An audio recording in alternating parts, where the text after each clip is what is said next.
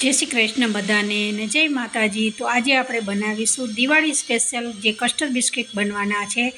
અને તમારા ઘરમાં ઓવન ના હોય તો કડાઈમાં બી આ રીતે તમે બિસ્કિટ સરસ તૈયાર કરી શકો છો।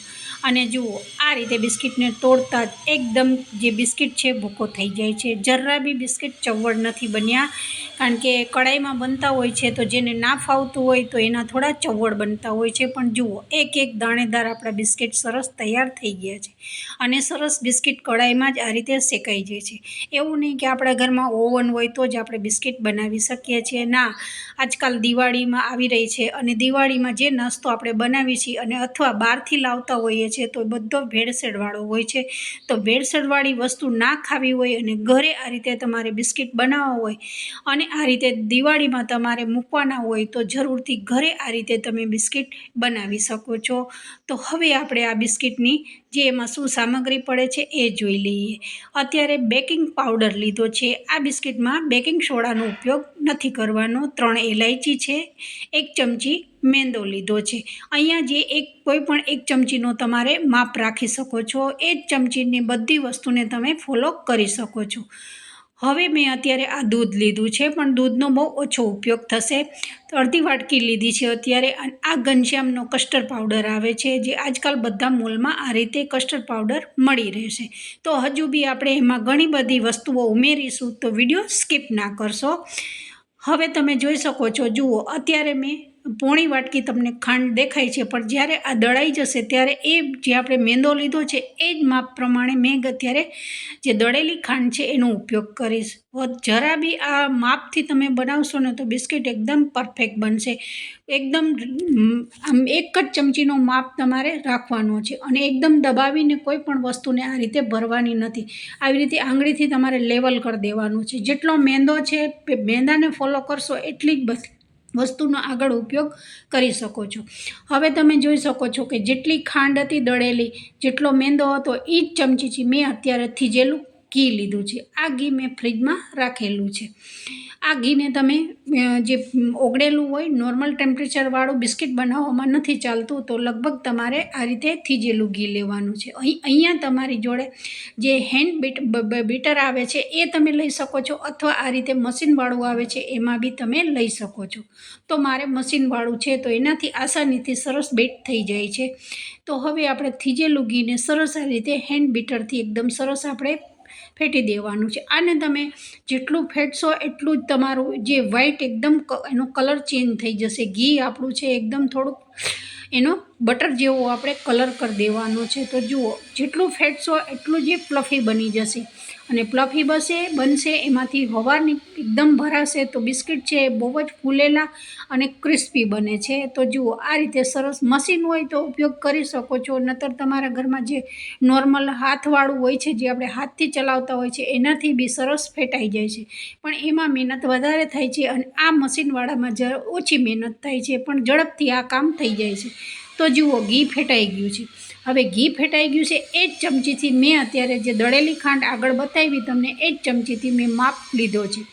એકદમ માપ સહિત તમે ફોલો કરશો ને તો બિસ્કિટ બહુ જ સરસ તૈયાર થઈ જશે।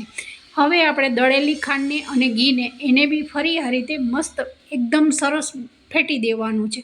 આ રીતે સરસ ફેટશો તો એકદમ બેય વસ્તુ મિક્સ થઈ જશે, જરા બી એમાં એક બી દાણો નહીં રહે અને આપણે એકદમ ફ્લફી બેટર બનાવવાનું છે। તો જુઓ આ રીતે મશીનથી મેં સરસ એને ફેટી દીધું છે।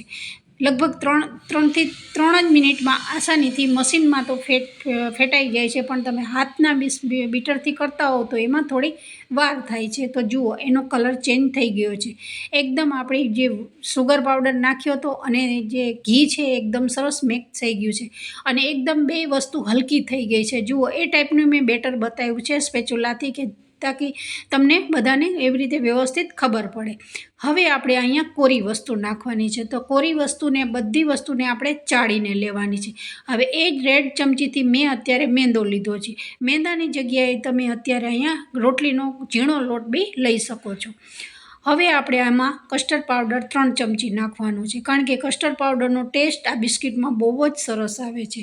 તો જરૂરથી તમારા ઘરમાં હોય તો તમે આ રીતે, મેન જ આપણે કસ્ટર્ડ પાવડર બિસ્કિટ બનાવ્યા છે, તો એના વગર તો આ બિસ્કિટ સારા બિલકુલ લાગશે નહીં। તો કસ્ટર્ડ પાવડર તો નાખવો જરૂરી જ છે. તો મેં અહીંયા 3 ચમચીનો માપ લીધો છે, કારણ કે જેટલો મેંદો છે એનાથી મેં ઓછો કસ્ટર્ડ પાવડર લીધો છે.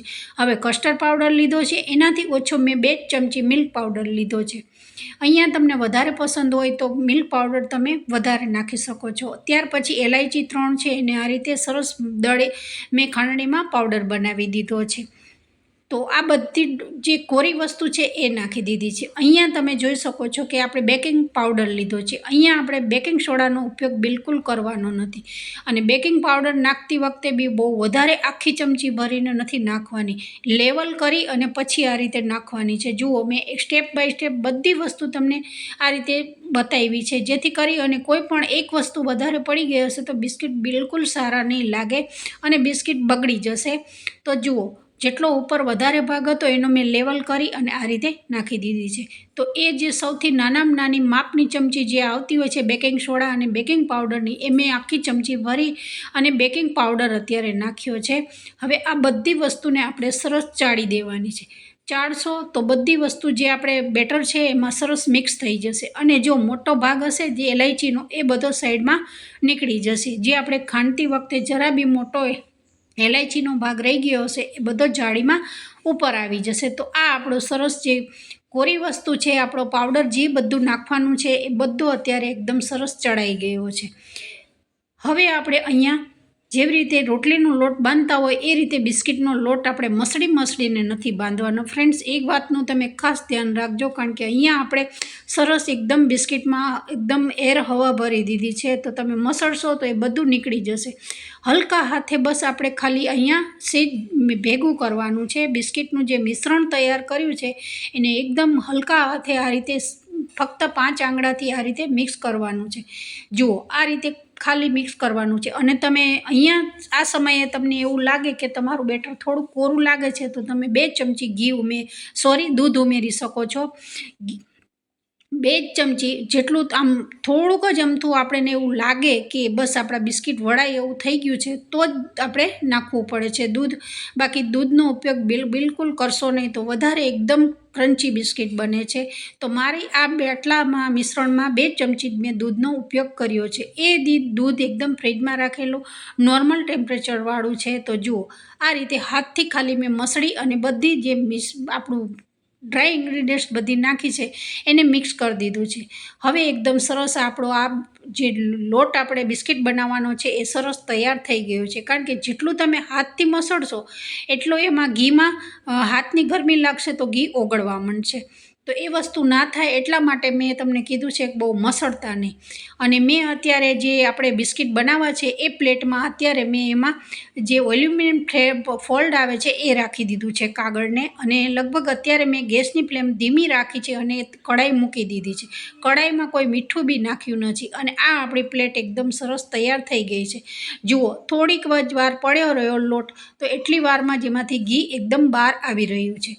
એ સમયે તમને એવું લાગે તો તમે 2 થી 3 મિનિટ માટે ફ્રીજમાં આ લોટને તમે મૂકી શકો છો. તો સરસ ઘી છે ફરીને થીજવા માંડે છે, તો તમારે બિસ્કિટ વાળવામાં બહુ જ આસાની રહે છે. અને આ એલ્યુમિનિયમ ફોલ્ડ રાખવાનો મતલબ જ એ છે કે જે તમે બિસ્કિટ જ્યારે બેક કરશો ત્યારે કેવું કે કઢાઈમાં એ જે પ્લેટ છે એકદમ કાળી ના પડી જાય. તો તમારા ઘરમાં હોય તો તમે રાખી શકો છો, નહીતર બટર પેપર બી મૂકી શકો છો. બટર પેપરનો તમે અહીંયા ઉપયોગ કરી શકો છો. તો જુઓ, અત્યારે બિસ્કિટ મેં સરસ વાળી દીધા છે, પણ થોડા દૂર રાખવાના છે ફ્રેન્ડ્સ, કારણ કે નજીક રાખશો તો કેવું છે બેકિંગ પાવડર ને બધી આપણે એર ભરી છે બિસ્કિટમાં એ બધું નજીક આવી જાય છે. તો ત્યાર પછી મેં આ રીતે છૂટા બધા સાઈડમાં પ્લેટમાં મૂકી દીધા છે.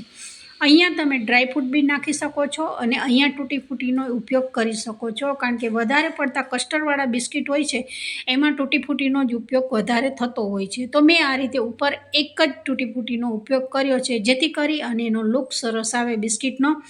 તો જુઓ, ઉપરથી એક બિસ્કિટ આપણે તૂટી ફૂટી બિસ્કિટ ઉપર આ રીતે લગાવી દીધી છે. હવે આપણે આને કઢાઈમાં સેટ કરવા મૂકી દેવાનું છે.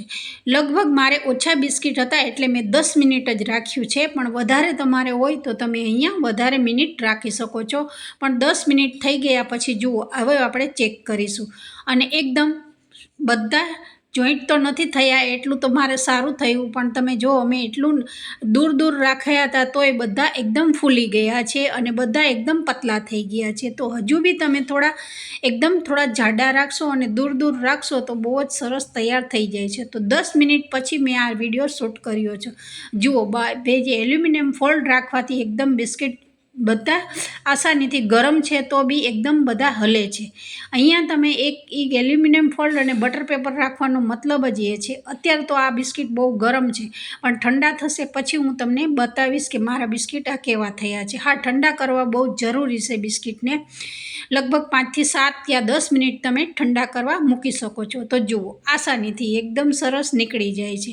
અને આ બિસ્કિટ આપણે બહુ બ્રાઉન નથી કર્યા. જુઓ એકદમ લાલાશ પડતા જ મેં કર્યા છે, કારણ કે આવી બધી નાની નાની ટ્રીક સાથે અને એક માપ સાથે બિસ્કિટ બનાવશો ને તો બહુ જ સરસ થશે. અને નાના બાળકો ઘરમાં છોકરાઓ હોય તો એને બહારનું લાવવા કરતાં કેમ આપણે દિવાળી સ્પેશિયલ દિવાળીમાં આપણા ઘરની જ વસ્તુ અને ઘરની જ સામગ્રીથી આ રીતે બિસ્કિટ તૈયાર થઈ ગયા છે અને ઘરે જ બની જાય છે. તમે જોઈ શકો છો, થોડી ઘણી વસ્તુ ઘરમાં પડી હોય, થોડો ઘણો સમય છે અને બહુ મારા ઓછા ઇન્ગ્રીડિયન્ટ્સમાંથી મેં લગભગ તમે જોઈ શકો છો કે 7 થી 8 બિસ્કિટ આ તૈયાર થઈ ગયા છે. તો આ દિવાળીમાં તમને જરૂરથી આ રેસીપી પસંદ આવે તો એને જરૂરથી તમે બનાવજો.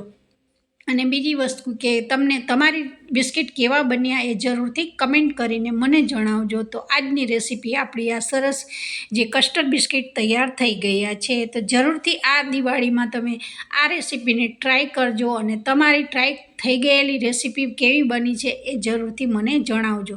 તો હવે મેં અત્યારે આ એર કન્ટેન્ટ બાઉલ લીધું છે, જે આ રીતે બાઉલ આવે છે. એમાં તમે બિલકુલ હવા જશે નહીં અને આ બિસ્કિટ લગભગ 8 દિવસ સુધી સારા રહે છે. આ રીતે તમે એરટાઇટ કન્ટેનર હોય એમાં તમે બિસ્કિટ ભરી અને 15 દિવસ સુધી આ બિસ્કિટ સારા રહે છે. એમાં કારણ કે આપણે 2 ચમચી દૂધનો ઉપયોગ કર્યો છે, વધારે આપણે દૂધે ઉપયોગ કર્યો નથી. તો આ લાંબા ટાઈમ સુધી એકદમ સારા રહે છે અને એકદમ ક્રિસ્પી રહે છે. તો જરૂરથી આ દિવાળીમાં આ રેસીપીને તમે ટ્રાય કરજો અને મારો વિડીયો તમને બધાને કેવો લાગ્યો એ જરૂરથી કમેન્ટ કરીને કહેજો.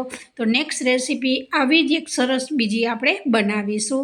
તો ત્યાં સુધીમાં બધાને જય શ્રી કૃષ્ણ અને જય માતાજી. તો આ દિવાળી સ્પેશિયલ જરૂરથી